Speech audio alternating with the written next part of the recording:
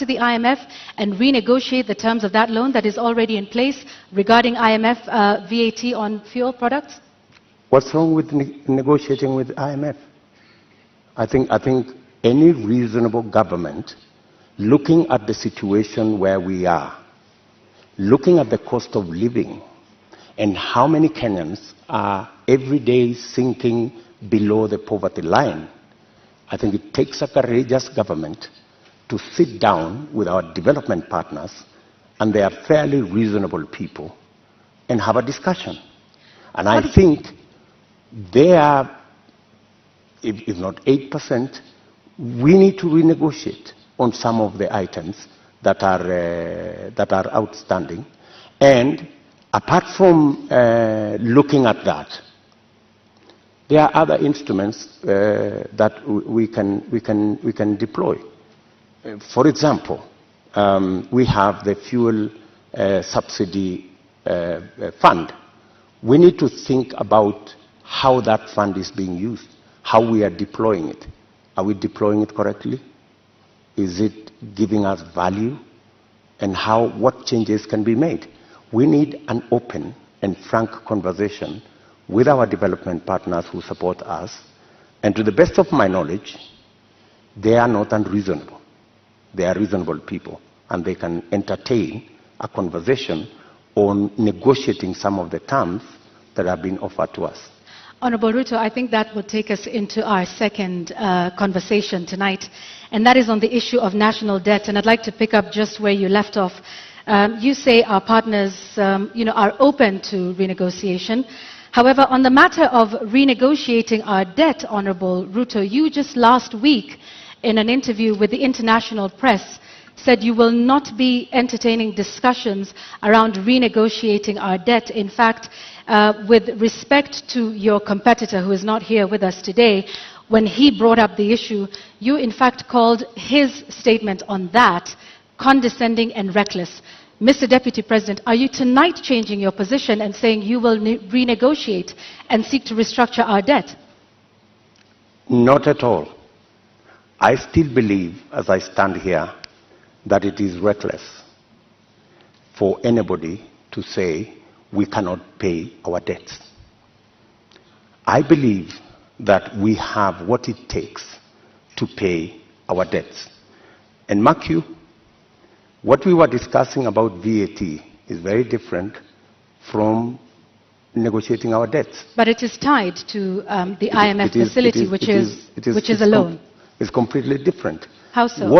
What we cannot entertain as a country is a position that we cannot pay. We are in a position that we can't service our debt. We cannot. We need to go out there and renegotiate our debt. I think that would send the wrong signal.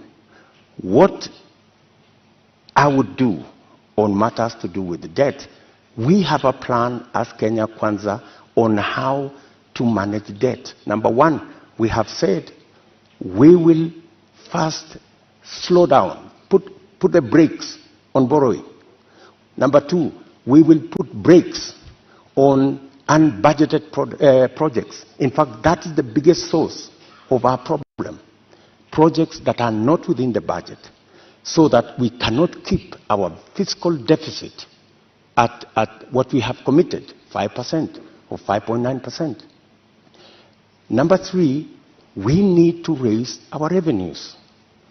And I have said openly that we have areas that we believe that we can raise our revenue. For example, we collect 52% of all collectible VAT. Just by automation and computerization, we can actually raise 95% of all collectible VAT.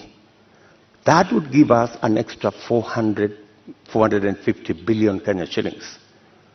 And added on to that, if you raise that kind of VAT, you can equally raise from corporate tax an additional 200, maybe 150 billion shillings. So there is room to raise additional funding, additional revenue for us to manage our debt without necessarily going to say we are going to negotiate our debt.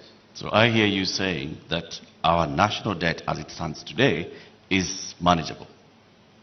Our debt today is a challenge.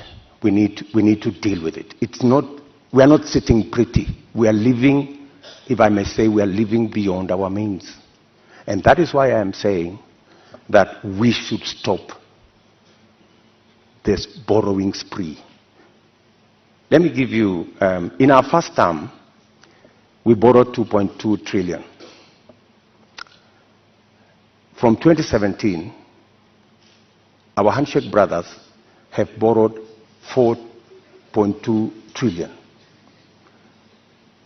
That's what's a source of concern. And it's not a source of concern, and it's even a source of concern to our development partners. They are beginning to raise issues about our debt, and more so the trajectory of continued borrowing. So that's why I'm saying our administration will first slow down on borrowing, remove unbudgeted projects, because that's the biggest incentive, and then go back to raising our own revenue.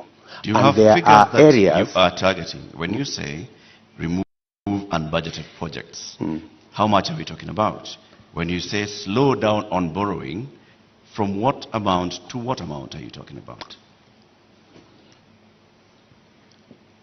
When you look at our fiscal deficit, right, there are too many projects that are not that are not budgeted for. For example, the Uhuru Gardens Museum. You don't see it anywhere in government budgets, but it's been built. So these are the kind of projects. Do you know how much? That, for example, I think in the last financial year, we've spent close to 15 billion in that project.